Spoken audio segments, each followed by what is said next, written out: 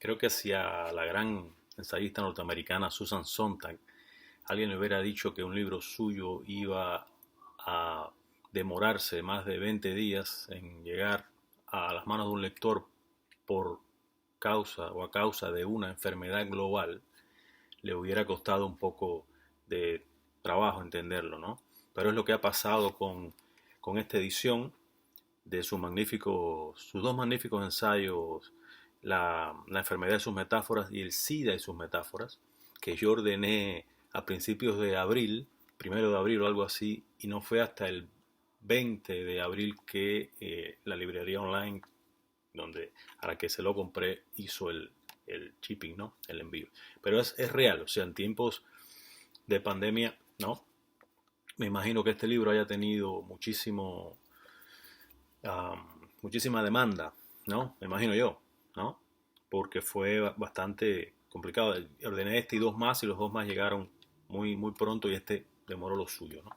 Y es que en realidad este es un libro muy importante para analizar determinados aspectos relacionados con nuestro manejo de las enfermedades, ¿no? Sobre todo en términos de lenguaje. Ella lo que le interesa no es tanto la zona Foucaultiana de la biopolítica y la relación, digamos, ya más clínica con la enfermedad, sino justamente analizar el lenguaje, ¿no? Cómo nuestra relación con la enfermedad también está mediatizado por la, la intromisión de elementos del lenguaje que son ajenos a la enfermedad, a lo clínico y, y todo eso, ¿no?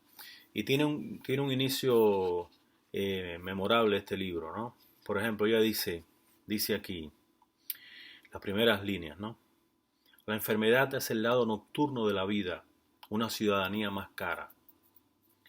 A todos, al nacer, nos otorgan una doble ciudadanía, la del reino de los sanos y la del reino de los enfermos.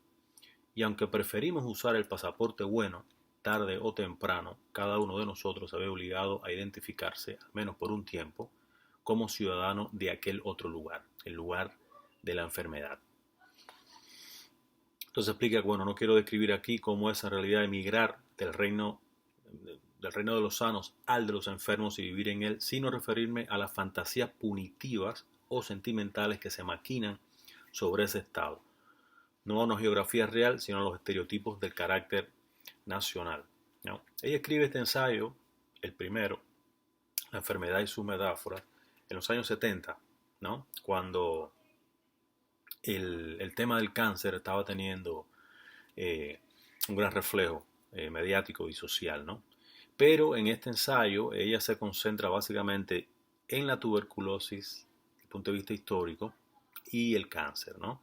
Luego ella escribe, 10 años después, escribe el SIDA y sus metáforas, donde vuelve un poco la mirada sobre sus hipótesis, ¿no?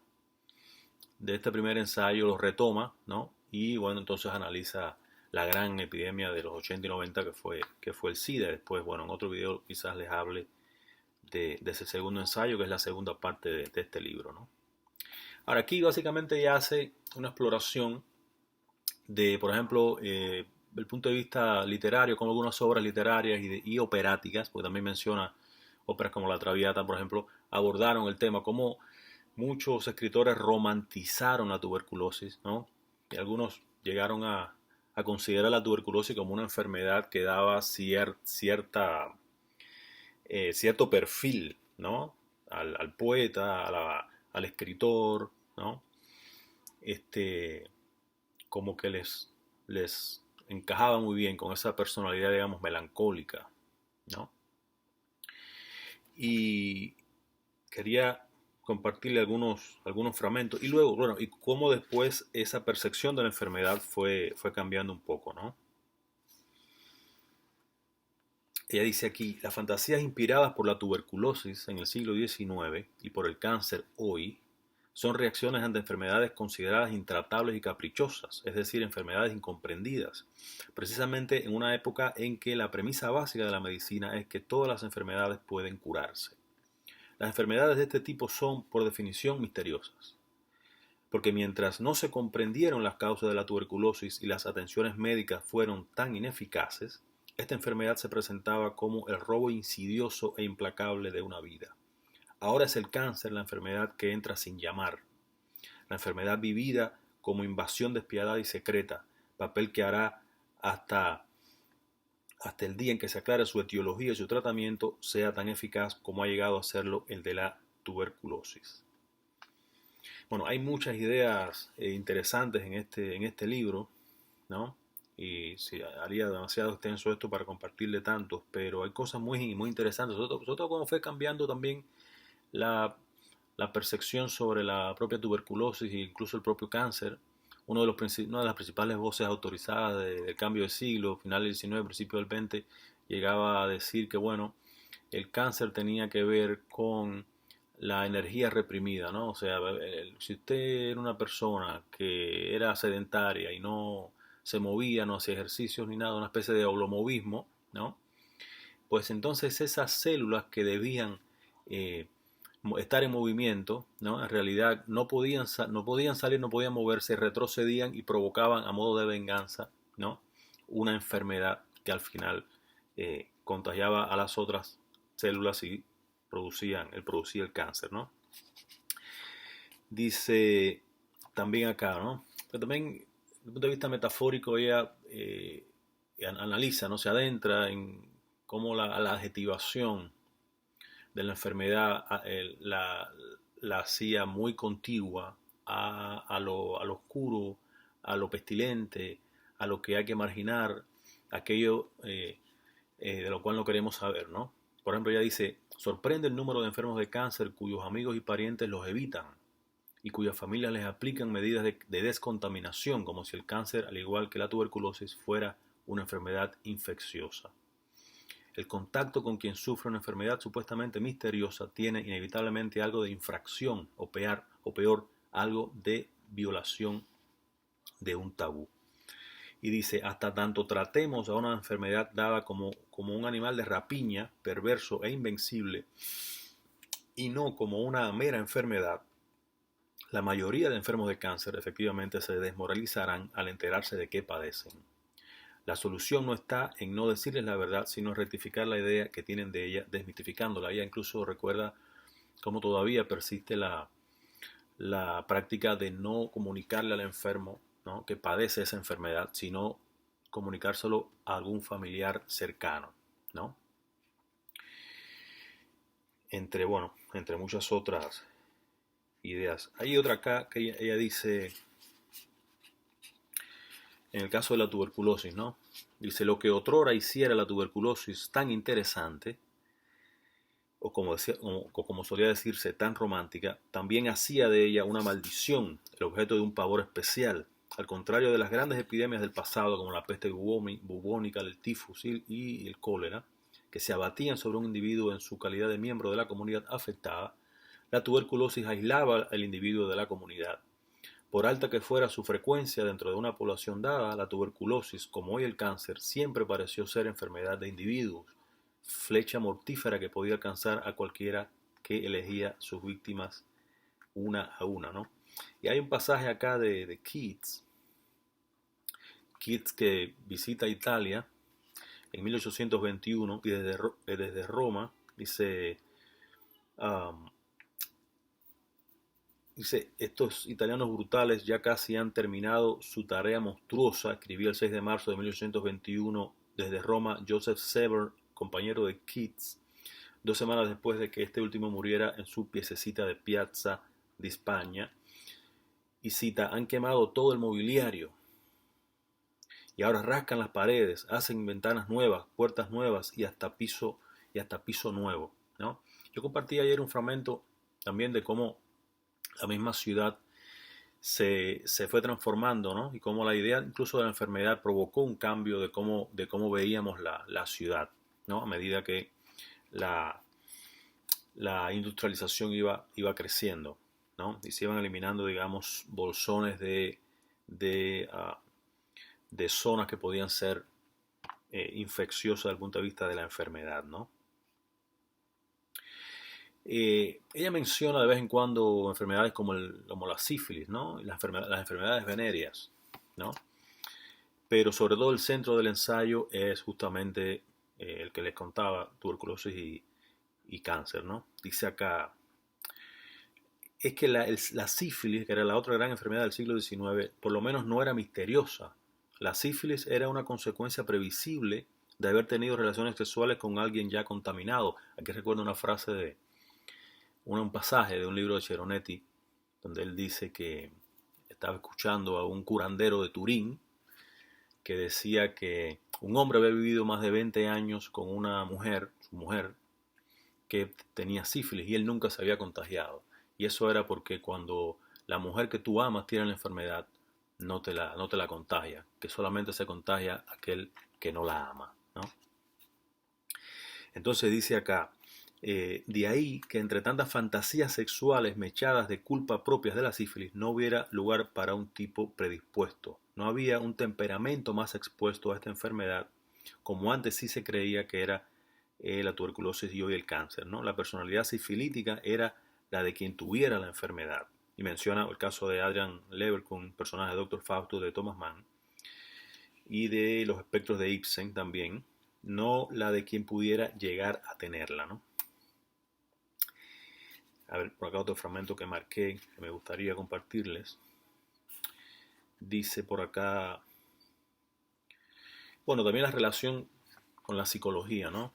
De la enfermedad. Dice, nuestra época tiene predilección por las explicaciones psicológicas de las enfermedades o de cualquier otra cosa. Psicologizar es como manejar experiencias y hechos sobre las que el control posible es escaso o nulo. La explicación psicológica mina la realidad de una enfermedad. Dicha realidad pide una explicación, quiere decir que es, o sea, quiere decir que es un símbolo de, debe interpretarse como, o sea, todo el tiempo se está apelando a una interpretación de qué significa en realidad la enfermedad, ¿no? Desde el punto de vista psicológico, desde luego, ¿no? Para quien vive ante la muerte sin consuelo religioso, sin un sentido natural de la misma, la muerte es el misterio obsceno, el ultraje supremo, lo no gobernable, solo puede negarse. Yo, bueno, siempre he visto la enfermedad como el límite, ¿no? Ese límite ante el cual declinamos. Hasta aquí comienza, hasta aquí ha llegado la vida, de aquí en adelante pues otra cosa va a ocurrir, digamos, no más que la vida dañada, ¿no? Y al final del ensayo, ella recuerda también el uso de terminología militar en el caso del cáncer. Por ejemplo, ¿no? El cáncer nos invade, ¿no? Y también tengo que saltarme algunos pasajes que les iba a compartir también, ¿no? Pero bueno, eh, dice la metáfora patológica extrema, más abajo, dice, por supuesto es posible que el lenguaje del cáncer vaya evolucionando en los años venideros. E incluso ella misma reconoce que en algún momento usó la palabra cáncer, ¿no? Para referirse al tema de la guerra de Vietnam, ¿no? Como su oposición feroz a la guerra de Vietnam la llevó a usar el término de cáncer, ¿no? De epidemia, o sea, a trasladar entonces la terminología de la enfermedad al terreno del lenguaje de lo político, ¿no? ¿Verdad? Que ella también critica mucho, ¿no? Esas asociaciones al final han terminado viciando, nublando nuestra comprensión y nuestra empatía sobre el tema de la enfermedad, ¿no? Sí, se cambiará radicalmente cuando por fin se comprenda la enfermedad y sea mucho mayor la probabilidad de cura. Es un lenguaje que ya está evolucionando gracias al descubrimiento de nuevos tratamientos. Así como la quimioterapia va reemplazando a la radioterapia, es probable que termine por tratarse eficazmente el cáncer mediante algún tipo de inmunoterapia ya puesta a prueba como tratamiento colateral. En ciertos ambientes especializados las ideas se están cambiando y la investigación está concentrada en los efectos de un aumento vertical de las reacciones inmunológicas del organismo. Por supuesto, esto es un ensayo de los años 70. Han pasado más de 35 años de esto, ¿no? Y han aparecido muchísimos estudios, hay muy buenos análisis, porque el tema de la enfermedad ha sido siempre un terreno muy fértil para pensar nuestra relación eh, con la muerte, ¿no? Nuestra relación con los límites, nuestra relación con la sociedad, el lenguaje, etc. Ella, además de esto, menciona, o sea, la misma idea Foucaultiana de la biopolítica está sobrevolando aquí, pero ella no menciona nunca ni a Foucault ni a nadie. Ella en realidad no cita a nadie en este ensayo, ¿no? Solamente las obras literarias y las óperas que, algunas de las cuales he mencionado, ¿no? Ella menciona La montaña mágica, eh, menciona obras de Dostoyevsky. Hay otras que no llega a mencionar. Por ejemplo, me parece que olvida, bueno, El idiota de Dostoyevsky, pero también están Los adioses de Onetti, que es un magnífico relato largo, ¿no? Un cuento de Roberto Bar como Esther Primavera, magnífico cuento, ¿no? Pero bueno, menciona así a Bernanos con Diario de un cura rural, La antropología de Kant, La carreta fantasma de Selma Lagerlöf, Los miserables de Víctor Hugo, donde hay un personaje que padece de tuberculosis. De Mann menciona también El cisne negro, obviamente Muerte en Venecia, Los muertos de Joyce, ¿no? El inmoralista de André Gide, Henry James, Las alas de la paloma, Turgenev también, ¿no? Películas, ¿no? También menciona mucho La cabaña del tío Tom varias veces, ¿no? Pero bueno, en fin, es una gran cadena de, de obras que han reflejado, ¿no? este, este tema. Quizás podamos volver más adelante sobre su ensayo, que ya casi estoy terminando, en realidad sobre el SIDA y sus metáforas. Muchísimas gracias. Nos volveremos a encontrar.